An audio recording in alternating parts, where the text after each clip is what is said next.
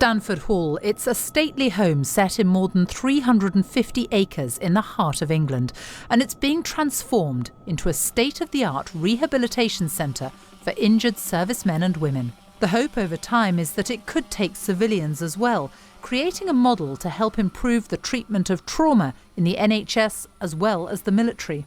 Last turn, let's keep going. The Defence and National Rehabilitation Centre, or DNRC, will replace the existing complex at Headley Court in Surrey, which has specialised in military rehab for nearly 70 years. I met two veterans, Ibi Ali and Kate Philp, both injured in combat, who were treated at Headley Court and are now ambassadors for the new centre. Kate, you were injured very badly in Afghanistan. What happened to you?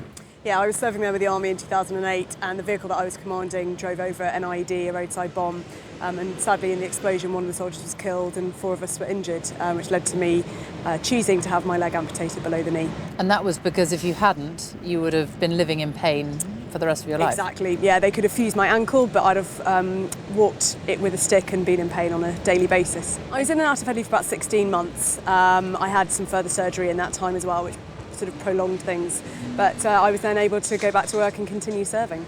And Ibi, you were injured in Iraq and you lost your right arm, or part of it. I was commanding a group of 12 men in 3 vehicles, and a roadside bomb, in fact 3 roadside bombs were detonated against all 3 of our vehicles. I lost my hand pretty much straight away. One of the young soldiers was sadly killed. He was my driver. Was flown back to Selly Oak Hospital in Birmingham, and then underwent 6 months of rehabilitation at Headley Court and back to work 7 months later.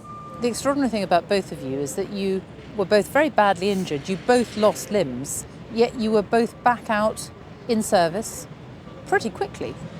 Yes, absolutely. And I think, again, that just is testament to how effective the holistic nature of defence rehabilitation is. And that's the whole point. Our return to work rates are phenomenal. The new centre will treat around 200 service personnel at a time, similar numbers to Headley Court, though this new site is much bigger. It was the brainchild of the late Duke of Westminster, who bought Stanford Hall so it could be transformed. He'd served in the reserves for 40 years. Towards the end of it, he'd seen what happened in Afghanistan and Iraq, and he was very struck by the very high price that some people paid for their service, notably those who were seriously wounded, and he wanted to do something about it. So he said, that's what I want to do. It's typical of him that he said he'd provide the best that money can buy, and that's what you'll see. 10 seconds gone, lads, let's keep going. Give us a sense of what this place will be in, 18 months' time? Yeah, I mean, it's just phenomenal to see it having sprung up over the few visits that I've been here, and to get a growing sense of what will be there. So I'm looking over there at the gait lab, where once you're back up on your prosthetic, you'll start to learn to not just walk, but to walk really well.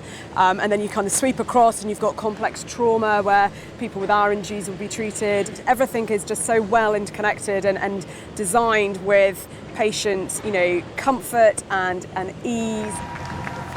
How much do you both think that society's attitudes have changed as a result of the Paralympic Games, the work that's been done at Headley Court? I think the main testament is that my own attitude has changed towards it. Obviously, prior to being injured, most servicemen and women think they're relatively invincible and that they're not going to be affected by physical or mental sort of trauma. But actually, I think the whole nation as a whole has changed, having seen so many young men and women coming back from conflicts so badly injured. And the fact that we have gone out into society because of the rehabilitation we've gone through, we've got the confidence to carry on with our lives. Seeing the public support is so heartwarming, and it brings back everything that Ibi was just speaking about in terms of society getting behind our injured veterans, whether that's through celebrating them through sport or remembering them at the cenotaph.